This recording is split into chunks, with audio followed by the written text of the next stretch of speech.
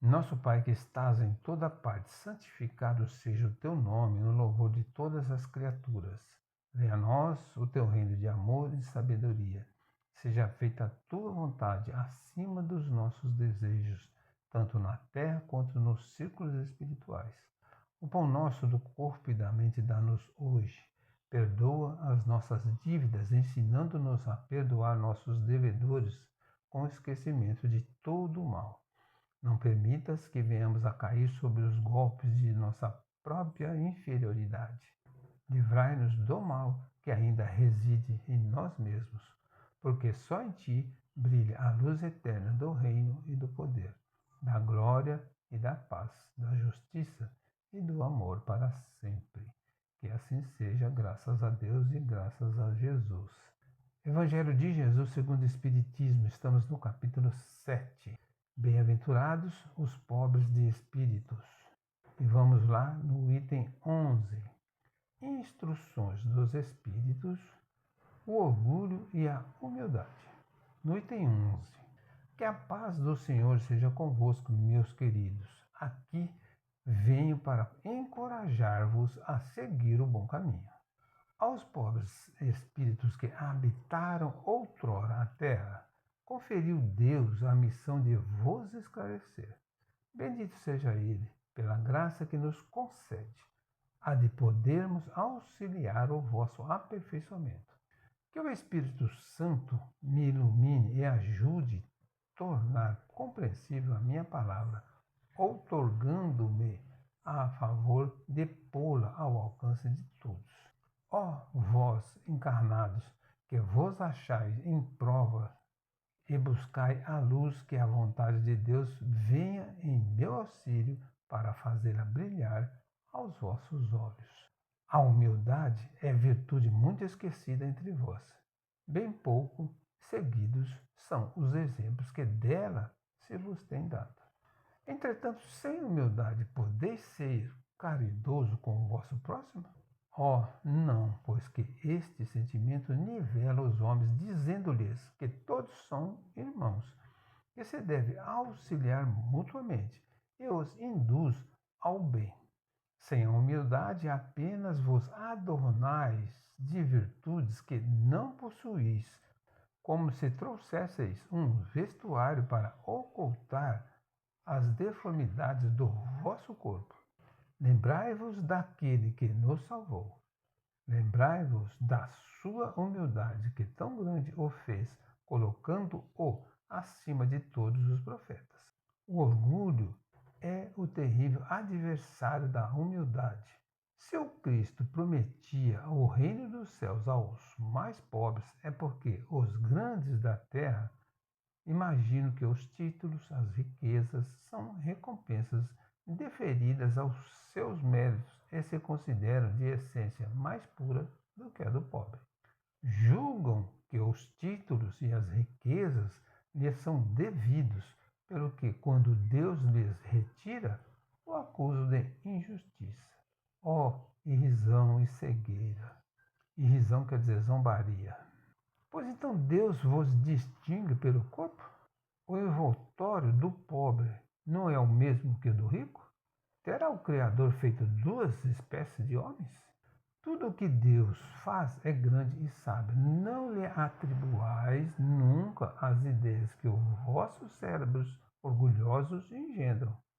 Ó rico, enquanto dormes sob dourados tetos ao abrigo do frio, ignoras que jazem sobre a palha milhares de irmãos teus que valem tanto quanto tu? Não é o teu igual o infeliz que passa fome? Ao ouvires isso, bem sei, revolta-se o teu orgulho. Concordarás em dar-lhe uma esmola, mas lhe apertar fraternalmente a mão? Nunca. Pois que dirás, eu, de sangue nobre, grande da terra, igual a este miserável coberto de andrajos? Vã utopia de pseudos filósofos. Se fôssemos iguais, por que o teria Deus colocado tão baixo e a mim tão alto? É exato que as vossas vestes não se assemelham, mas despi-vos ambos. que diferença haverá entre vós? A nobreza do sangue, dirás. A química, porém, ainda nenhuma diferença descobriu entre o sangue de um grão-senhor e o de um plebeu, entre o do senhor e do escravo. Quem te garante que também tu já não tenhas sido miserável e infeliz como ele? Que também não hajas pedido esmola, que não a pedirá um dia a esse mesmo a quem hoje desprezas. São eternas as riquezas? Não desaparece quando se extingue o corpo envoltório perecível do teu espírito? Lança sobre ti um pouco de humildade. Põe os olhos, afinal, na realidade das coisas deste mundo, sobre o que dá lugar ao engrandecimento e ao rebaixamento no outro. Lembra-te de que a morte não te poupará, como a nenhum homem, que os teus títulos não te preservarão do seu golpe, que ela te poderá ferir amanhã, hoje, a qualquer hora. Se te enterras no teu orgulho, ó, quanto então te lamento, pois bem, digno de compaixão serás. Orgulhosos, que éreis antes de serdes nobres e poderosos? Talvez estivesse abaixo do último dos vossos criados. Curvai, portanto, as vossas frontes altaneiras, que Deus pode fazer-se abaixem, justo no momento em que mais as elevardes. Na balança divina são iguais todos os homens, só as virtudes os distinguem aos olhos de Deus. São da mesma essência todos os espíritos e formados de igual massa todos os corpos. Em nada os modificam os vossos títulos e os vossos nomes. Eles permanecerão no túmulo e de modo nenhum contribuirão para que gozeis da ventura dos eleitos. Estes, na caridade e na humildade, é que têm seus títulos de nobreza. Pobre criatura, és mãe, teus filhos sofrem, sente frio, têm fome, e tu vais, curvada ao peso da tua cruz, humilhar-te para lhes conseguirem um pedaço de pão. Ó, inclino-me diante de ti. Quão nobremente santa és e quão grande aos meus olhos. Espera e ora, a felicidade ainda não é deste mundo. Aos pobres oprimidos que nele confiam, concede Deus o reino dos céus. E tu, donzela, pobre criança lançada ao trabalho, às privações, por que esses tristes pensamentos? Por que choras? Dirige a Deus piedoso e sereno o teu olhar. Ele dá alimento aos passarinhos. Tem-lhe confiança. Ele não te abandonará. O ruído das festas, dos prazeres do mundo, faz bater-te o coração. Também desejarás adornar de flores os teus cabelos e misturar-te com os venturosos da terra. Dizeis de ti para contigo, que com essas mulheres que vês passar despreocupadas e risonhas, também não poderia ser rica? Ó, cala-te, criança, se soubesse quantas lágrimas e dores inomináveis se ocultam sobre esses vestidos recamados, quantos soluços são abafados pelos sons dessa orquestra rumorosa, quantos preferirias o teu humilde retiro e a tua pobreza. Conserva-te pura aos olhos de Deus, se não queres que o teu anjo guardião para o seu seio volte, cobrindo o semblante com as suas brancas asas e deixando-te com os teus remorsos, sem guia, sem amparo, neste mundo onde ficarias perdida a aguardar a punição no outro.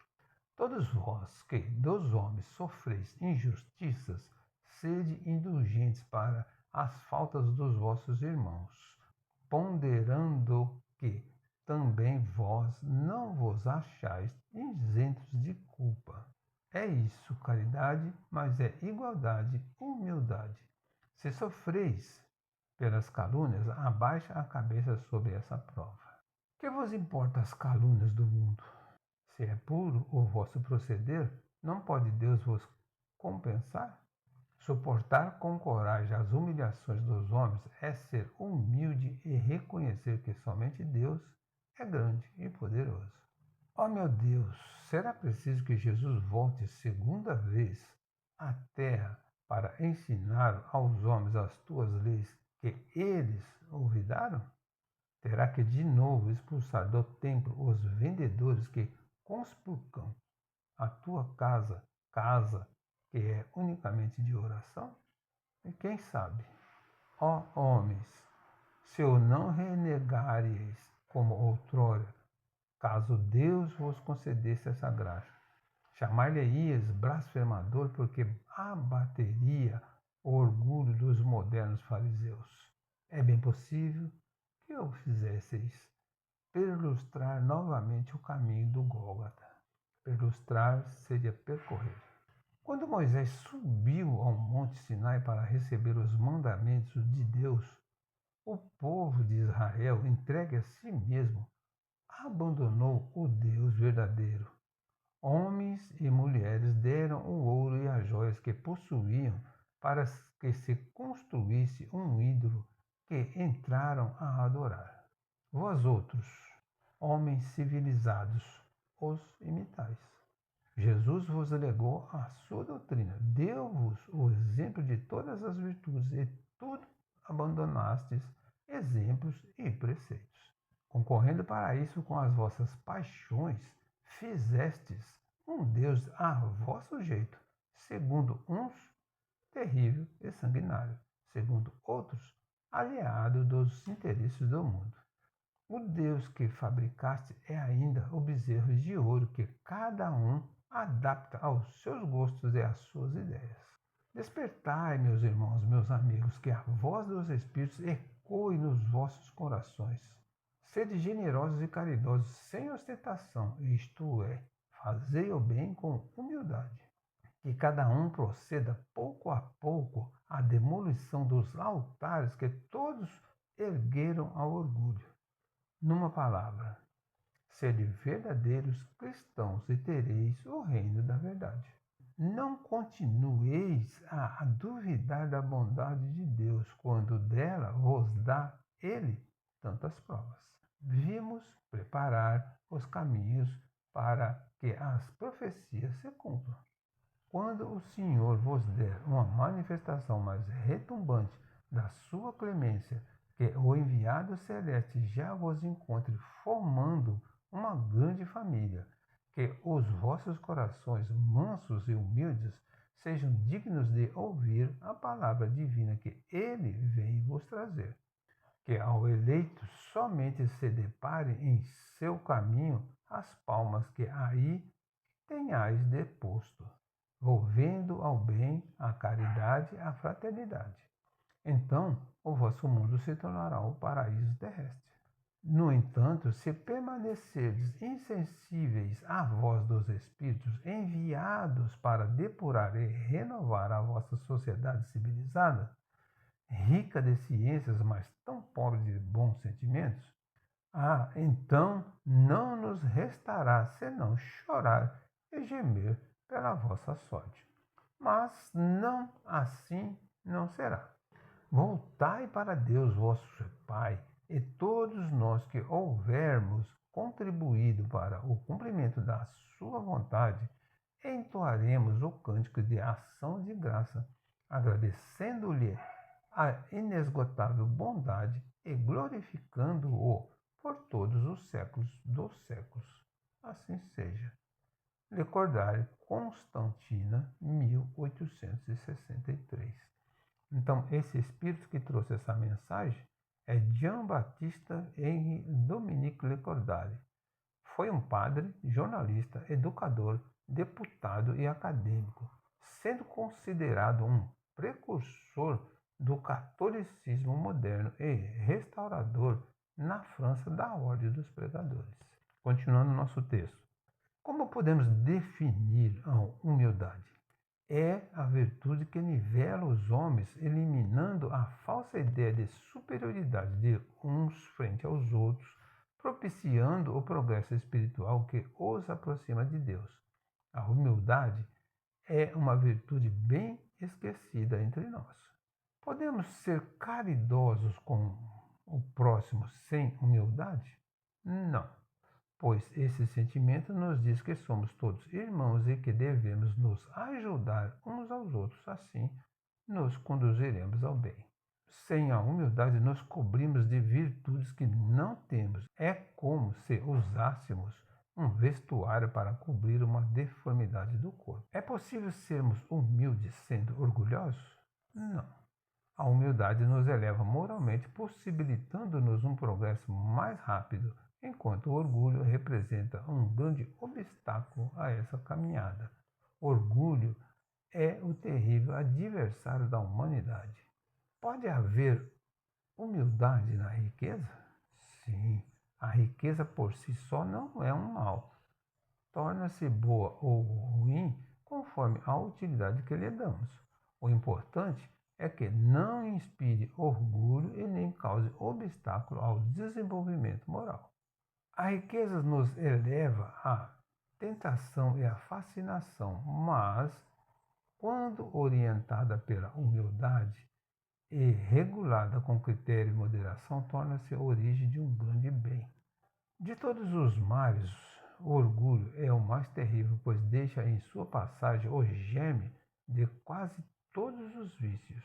A inteligência desprovida do suporte moral do Evangelho gera sentimentos presunçosos de superioridade, levando consequentemente à insubmissão a Deus. Conclusão: o orgulho e a ignorância dos reais valores da vida, constituindo-se veneno que anula as ações nobres dos que buscam o progresso espiritual. A humildade é uma virtude que nivela os homens e os eleva moralmente aos olhos de Deus. Encerramos aqui uma parte do capítulo 7. Bem-aventurados os pobres de espírito. Agradecemos ao Mestre Jesus todo o amparo e proteção. Seja nosso guia, Senhor, hoje e sempre. Auxilie-nos a sermos tão bons como o Evangelho nos ensina, a sermos mais amáveis, pacientes e resignados perante as provações que precisamos viver. Que Jesus nos abençoe sempre.